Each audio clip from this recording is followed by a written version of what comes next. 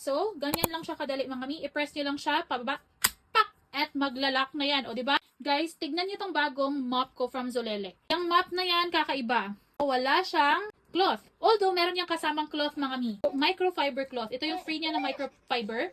Pero alam niyo kung anong unique dito sa mop na to? So, pwede tayong gumamit ng wipes dyan. Ito, Mousse Gear antibacterial wipes to. So, pag meron madumi-dumi sa floor, usually ito yung ginagamit ko, wipes pamunas-punas sa floor. Bakit ko pa kakamayin kung meron namang ganitong mop? Tignan nyo mga mi ha. So, ita-drop nyo lang yung wipes dyan sa floor mga mi. Ayan, parang meron siyang mga ngipin-ngipin dyan. Ayan, makikita nyo. Yan yung kakagat sa wipes. So, ganyan lang siya kadali mga mi. I-press nyo lang siya, pababa, pak, at maglalak na yan. O, diba? So, maglalak na yan mga mi. Ganito na yan. O, diba?